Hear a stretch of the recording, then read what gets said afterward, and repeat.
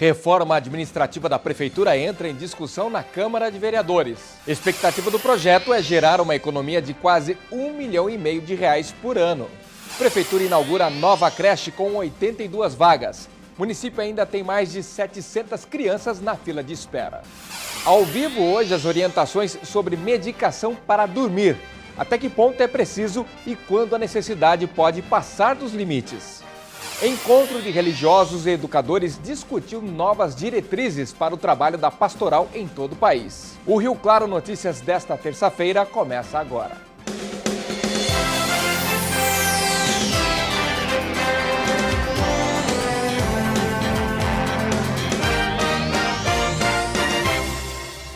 Boa tarde. O Rio Claro Notícias começa falando sobre política. Ontem a Câmara de Vereadores recebeu a proposta de reforma administrativa da Prefeitura, que foi aprovada em primeira discussão. A estimativa é uma economia na casa de quase R$1,5 milhão por ano. A reestruturação foi aprovada por unanimidade pelos vereadores e antes de bater o martelo, vários parlamentares se posicionaram a favor da decisão. A alegação foi de que, além de positiva, a proposta era um voto de confiança no governo democrata. Mas nós não podemos perder de vista a nossa prerrogativa constitucional do Poder Legislativo, como disse aos vereadores, para não deixarmos de fiscalizar o Poder Executivo. A reestruturação diz respeito principalmente às secretarias do município. Na nova lei, por exemplo, está determinada a incorporação de 4 pastas. São elas Cepladema, que integrará a Secretaria de Governo, Turismo, que se une a Esporte, Mobilidade Urbana se junta à Segurança e Secretaria de Manutenção e Paisagismo será de responsabilidade da Secretaria de Agricultura, Abastecimento e Civicultura. Além disso, o gabinete do prefeito terá também o serviço de ouvidoria, que antes era feito por um órgão separado. Para o procurador-geral do município, todas essas mudanças devem trazer uma economia de pelo menos R$1,4 milhão ao ano. Pela fase que nosso país vem vivendo, pela crise econômica, pela queda da arrecadação dos municípios, nós temos como principal objetivo a economia e também a reorganização, né? Para que fique a máquina pública, com o princípio da eficiência pública, fique mais atendido de uma forma que a máquina seja mais rápida e mais eficiente ao cidadão. Entre os funcionários comissionados da Prefeitura, 40% são pessoas que já eram concursadas, ou seja, faziam parte da folha de pagamento. No DAI, esse percentual corresponde a 70%. Na Fundação Municipal de Saúde, 90%. A Constituição Federal do Brasil, ela autoriza que tenha funcionário comissionado. Então, ele é importante para a administração pública. E o prefeito Juninho tem uma maneira de trabalhar desde o início para privilegiar funcionários de carreira, ou seja, funcionários concursados do município. Então, você não vai trazer alguém de fora para pagar um salário, sendo que você já tem um funcionário de carreira que pode exercer esse papel. Para o líder do governo na Câmara, a aprovação em primeira discussão é positiva justamente pela valorização do funcionalismo público. Você trabalha sim, mas fundindo cargos, sendo que pessoas capacitadas de dentro da administração, inclusive, possam estar acumulando 1 ou 2, até mesmo 3 cargos. O grande problema não é o salário, e sim são as horas extras. É aí que está o grande problema de toda a administração, é aí que nós temos que fiscalizar. Olha, já está em Santa Gertrudes em funcionamento, uma central de monitoramento. E segundo a Secretaria de Segurança Pública de lá, o sistema já surtiu efeito. A instalação do sistema de monitoramento faz parte do programa Cidades Digitais. Através dele, Santa Gertrudes e mais 30 do interior paulista receberam acesso gratuito à internet. Além disso, o município também recebeu cabeamento de fibra ótica em 22 pontos diferentes. As câmeras já estão em funcionamento há um mês e, segundo o secretário de Segurança, já é possível perceber uma redução no número de crimes. O reforço na vigilância também será usado para tentar inibir a ação de vândalos, que recentemente destruíram parte do lago municipal e postes de iluminação pública. Os meses anteriores de junho e julho, houve um acréscimo no número de furto e roubo de residências. E com a instalação das câmeras, hoje, até agora, no presente momento, tivemos apenas um furto de residência. Além do monitoramento estratégico das principais ruas e avenidas da cidade, o sistema ainda possui uma funcionalidade extra, que possibilita que veículos que foram roubados ou furtados sejam localizados. O sistema Júpiter, como é chamado, está integrado ao programa que controla as câmeras. Ele fotografa e armazena as placas dos carros e envia os dados para a base da Guarda Civil, para que seja feita a checagem. Inicialmente foram instaladas 10 câmeras. A intenção da Secretaria de Segurança é utilizar toda a capacidade de fibra ótica oferecida e ampliar as áreas de monitoramento. Só que as câmeras de monitoramento são muito úteis, só que elas têm que ser usadas aí na identificação dos bandidos e os órgãos de segurança têm que agir. Existe um caso específico aqui que nós vamos mostrar de novo no Rio Claro Notícias. O gordinho mão leve, lembra dele? Aquele que rouba celulares e outros equipamentos de lojas no comércio? Ele voltou a atacar aqui na região. Nós vamos mostrar tudo isso. Vou chamar um intervalo e daqui a pouco nós vamos mostrar a situação que as pessoas têm enfrentado e as autoridades, por enquanto, ainda não localizaram este ladrãozinho. Daqui a pouco a gente volta depois do intervalo.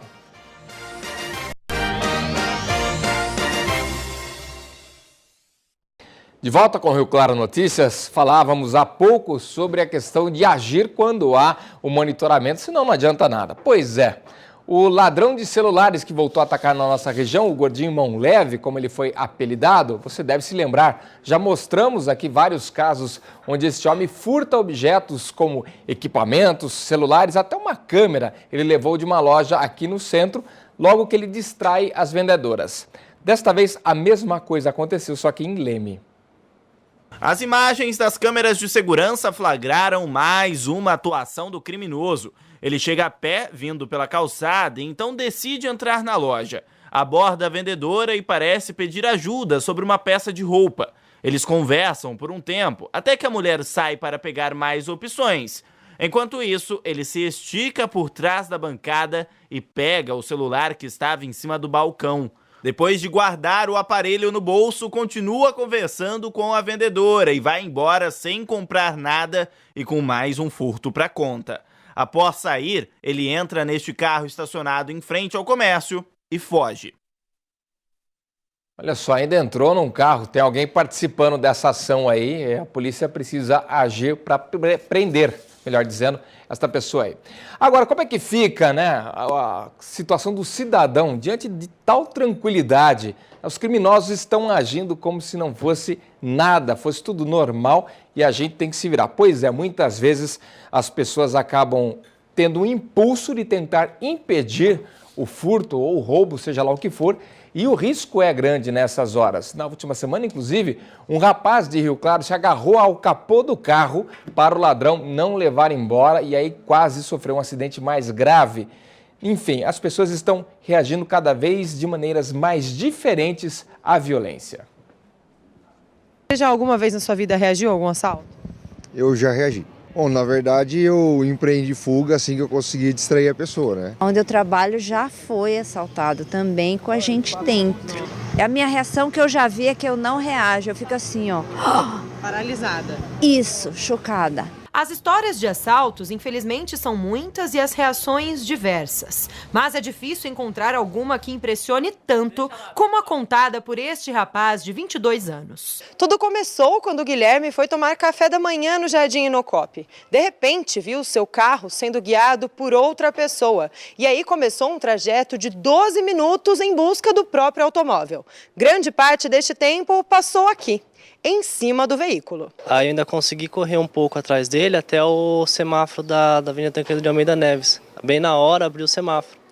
Aí nisso estava vindo um amigo meu atrás, eu entrei dentro do carro dele e fomos até o Balão da Viviane, que foi onde eu tomei a atitude de subir no teto do carro. Foi neste ponto que o Guilherme subiu no teto do carro pela primeira vez. Ainda assim, o motorista continuou dirigindo o automóvel por 350 metros em direção ao Washington Luiz. Então, o rapaz caiu do veículo e foi atropelado pelo próprio condutor. Mas o Guilherme não desistiu e já na estrada conseguiu subir no carro pela segunda vez. Foi meu instinto mesmo.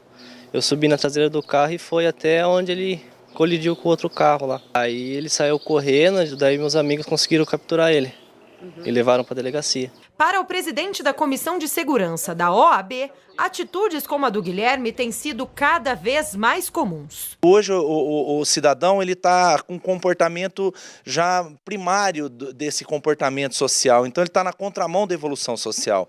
Ele não acredita mais nas estruturas e acaba se achando xerife. No caso do rapaz, todo este esforço para recuperar o veículo tem um motivo. Se trata de um carro que era do pai falecido, de grande valor sentimental para a família. Se esse delinquente perde o controle do carro em razão de todo esse contexto, além de machucar ou até matar esse indivíduo que seria vítima mais de uma vez, ele poderia colocar em risco a vida de outras pessoas. Tinha uma senhora, uma mulher e um bebê num carrinho, ele quase atropelou eles também.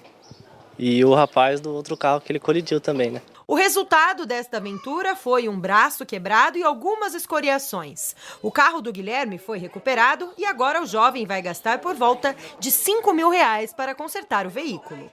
Prejuízos pequenos perto do que poderia ter acontecido. Tudo em ordem. Teve sorte, né, Guilherme? Muita sorte. A Universidade Estadual de Campinas, a Unicamp, abriu inscrições para o processo seletivo para vagas remanescentes, com início no ano que vem.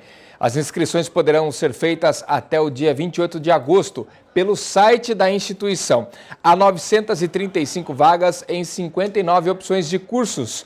Podem se inscrever no processo alunos de outras instituições de ensino, nacionais ou estrangeiras, portadores de diploma reconhecido de curso superior diferente do curso pretendido e alunos regularmente matriculados nos cursos de graduação da própria Unicamp.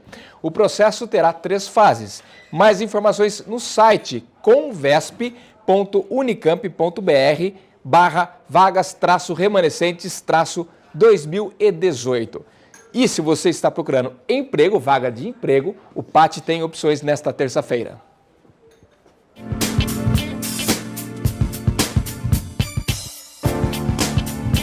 Terça-feira com oportunidades de emprego para analista de recursos humanos, avaliador de automóveis, bombista, chefe de serviço de limpeza, conferente de carga e descarga, corretor de imóveis, cozinheiro geral, marceneiro, operador central de concreto, representante técnico de vendas. Os interessados devem comparecer ao posto de atendimento ao trabalhador, que fica na Avenida 3, número 536, no centro. E não se esqueça de levar o RG, CPF, carteira de trabalho e o número do PIS ativo. Seguindo nessa onda das vagas, começaram as inscrições para o vestibular mais concorrido do país, a FUVEST. E tem mudança vindo por aí, viu? Pela primeira vez na história, a USP aprovou a implantação de cotas raciais e para escolas públicas no processo seletivo. Pedro Gaspar tem as informações. Foram disponibilizadas mais de 8.000 vagas para os estudantes que desejam ingressar na Universidade de São Paulo. O valor da taxa de inscrição é de R$ 170 e pode ser pago por boleto nas agências bancárias ou pela internet. A solicitação de isenção ou redução de taxa pode ser feita pelo site da FUVEST. Outras 2.000 vagas estarão disponíveis através do Sistema de Seleção Única, o SISU, e o processo de entrada pela nota do Enem será feito pela própria universidade. As inscrições seguem até o dia 11 de setembro. A ficha de inscrição e outros formulários estão disponíveis no site fuvest.br. A primeira fase do vestibular da USP será no dia 26 de novembro desse ano. A segunda fase será nos dias 7 e 9 de janeiro de 2018. Pedro Gaspar para o Rio Claro Notícias. Essa fase de vestibular tira o sono de muita gente, com certeza. Aliás, hoje as pessoas têm tido uma certa dificuldade para dormir. Encarar um novo dia daí fica praticamente impossível, porque ninguém descansou, as energias não foram recuperadas. Nós fomos às ruas saber das pessoas se isso realmente se tornou uma realidade.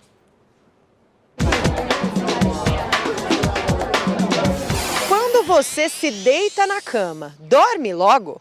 Se sua resposta é sim, pode se considerar com sorte. Isto porque o Brasil é o país da América do Sul que mais consome medicamentos para dormir sem prescrição médica. É o 9º no ranking mundial, com o aumento do uso destas substâncias de 45%. Viemos às ruas para saber se a população rioclarense tem dormido bem ou se precisa de uma ajudinha na hora de descansar. Não tenho não. Dorme bem, nunca tomou nenhum medicamento? Não, eu não. Conhece alguém que toma? Minha mãe toma. Não. Dorme bem? Durmo. Nunca precisou tomar remédio, nada? Às vezes. Já chegou a tomar algum medicamento ou não? Já cheguei a tomar. E ajudou, né? Ajudou. E por que decidiu parar? Porque faixa preta a gente acostuma muito, né? Então não tem como ficar só tomando direto, né? Sim, bastante. E toma medicamento? Olha, já foi receitado, mas eu não quis tomar. Assim, porque eu acho muito complicado, como eu dirijo, trabalho com computador, é complicado tomar. E nunca por conta também, nunca tomou? Não, jamais, sempre com indicação médica. Então eu procuro alternativas, como caminhar, alguma alternativa que canse o corpo para poder dormir. E você conhece bastante gente que toma remédio para dormir? Com certeza, a maioria do povo toma, né? E acaba tomando por conta própria muitas vezes também? Sim. Se a pessoa tiver, por exemplo, que faz muitos anos que toma, não é perigoso. Agora, se está no início, aí é muito perigoso, hein? Aí tem que ir no médico mesmo? Tem que ir. E a gente continua nesse assunto aqui comigo no estúdio, doutora Elizabeth Burigo, neurologista e médica do sono, para falar um pouquinho desse desafio que é hoje deitar e realmente dormir. Tudo bem, doutora? Boa tarde, obrigado pela presença. Vamos começar lá do começo, antes da gente falar, porque na pesquisa a gente comentou um pouquinho com o pessoal sobre medicação para dormir, se as pessoas estão fazendo uso e mesmo quando é prescrito, a pessoa às vezes aumenta a dose por conta própria e tudo mais. Mas antes de entrar nessa fase, vamos falar sobre causas hoje dessas dificuldades para dormir. O que a gente pode abordar? A primeira orientação é a higiene do sono. As pessoas hoje, depois da descoberta da luz elétrica e com trabalho de turno, com supermercado, posto de gasolina, ficam abertos 24 horas, as pessoas então acabam não regulando o sono como deveriam ser. O correto era escurecer e dormir. Então, com a luz, as pessoas mudaram os hábitos. E hoje, na higiene do sono, deveria-se todo mundo deitar-se no mesmo horário e acordar todos os dias no mesmo horário, que é uma coisa quase que impossível, né? Então, assim, dos hábitos, então, muitas das dificuldades, a insônia e as doenças tipo, a insônia é muito frequente, por causas primárias, por exemplo, o erro, né? Hoje as crianças ficam no celular, essa luz amarela de LED, ela também impede a produção do hormônio, que é o que estimula o sono, que é a melatonina. Então as pessoas vão ter mais dificuldade para adormecer. Então, hábitos. Quarto não deve-se ter televisão no quarto, que é um hábito hoje em quase todas as casas. Então, assim, o mínimo de estímulo no quarto. Então, desde temperatura, o barulho, a luminosidade, né? Então, eu oriento que cama só serve para sexo e para dormir. No máximo. Quarto tem Ver que ser... TV não, senão atrapalha o resto também. Ô, doutora, deixa eu perguntar. E essa questão, as pessoas, então, na verdade, elas invertem, né? Por quê? Porque muita gente fala, nossa, vou assistir uma TVzinha porque daí eu pego no sono. Vou mexer no celular porque daí eu pego no sono. É justamente o efeito ao contrário, não por conteúdo, porque realmente às vezes dá sono, mas pela questão do efeito daquela luz, né? Da luminosidade e do barulho. Então, assim, a orientação é que você vai ler um livro, você tem dificuldade para dormir, você vai ler um livro, vai assistir sua televisão na sala. E quando você estiver com sono, você vai para a cama. Porque você fica retardando o início do seu sono se você fica com o estímulo da televisão hoje os jovens ficam com fone de ouvido o tempo todo. Então esses estímulos estão... E o grande problema hoje é o trabalho de turno, né? Só para vocês terem uma ideia, quando inicia ou termina o horário de verão, que é alteração de 1 hora para mais ou para menos, nós demoramos mais ou menos de 5 a 6 dias para corrigir o nosso sono. Em 1 hora só que a gente altera o relógio. E essa questão da medicação, hein? As pessoas... a medicação ela é necessária, é indicada para casos específicos. As pessoas estão abusando, fazem superdosagem por conta própria. Que pé que está essa parte da medicação?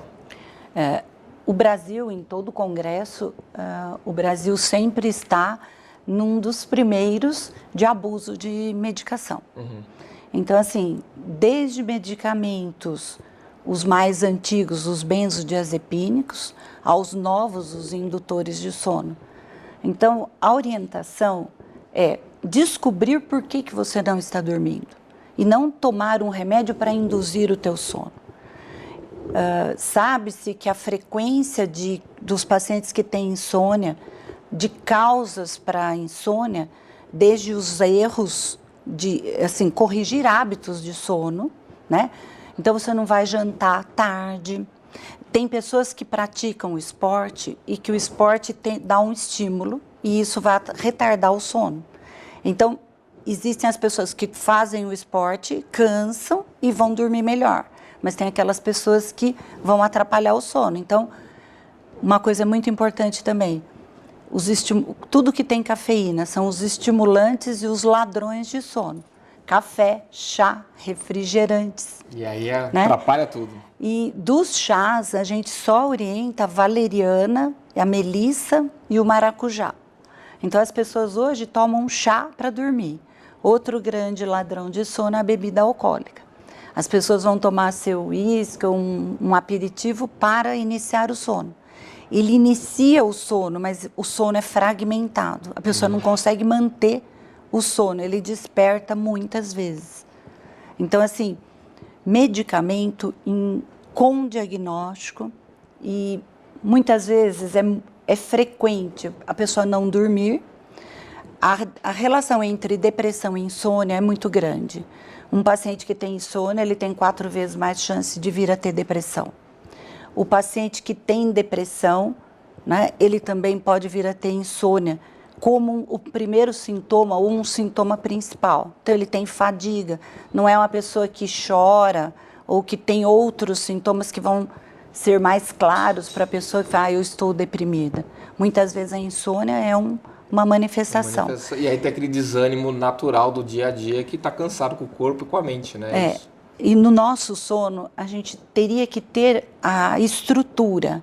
A estrutura do sono, nós temos sono superficial, em que se alguém bate uma porta, o carro passa, você está em alerta.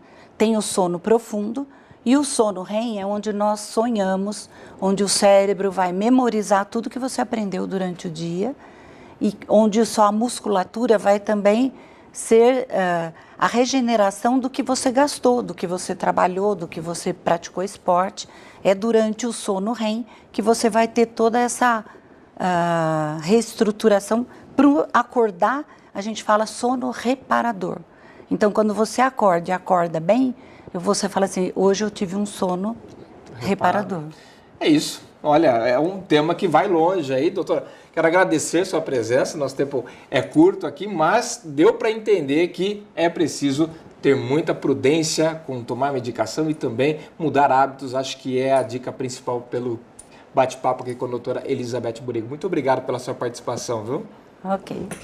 Depois do intervalo, nós vamos de previsão do tempo e também vamos falar da inauguração de uma nova creche aqui em Rio Claro, com mais de 80 vagas, em busca do fim do déficit aqui na cidade, que não é pequeno, viu? Agora, 1h, eu volto já.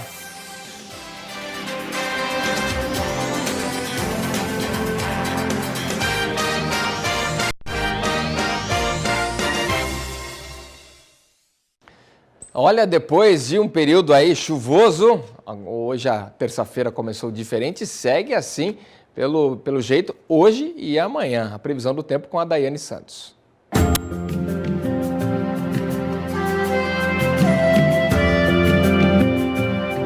Depois de uma semana de tempo nublado e chuva, a terça-feira chegou ensolarada e céu azul em todo o interior do estado, só que gelada. Hoje, no começo da manhã, os termômetros chegaram aos 10 graus em várias cidades, inclusive aqui em Rio Claro.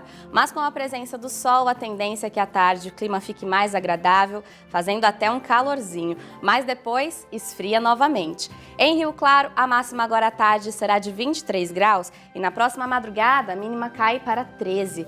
Em Analândia, à tarde também fica mais quente, com 23 graus, mas à noite a temperatura despenca para 9. Céu ainda um pouco nublado em Ipeúna. Por lá, a máxima não sobe tanto e fica nos 20 graus. Teve gente que foi à escola de Casa Nova hoje, viu? A Prefeitura de Rio Claro Tem prazo aí para eliminar um déficit de vagas em creches aqui na cidade, que passava de 1.000 no começo do ano, e hoje novas 82 foram entregues à população.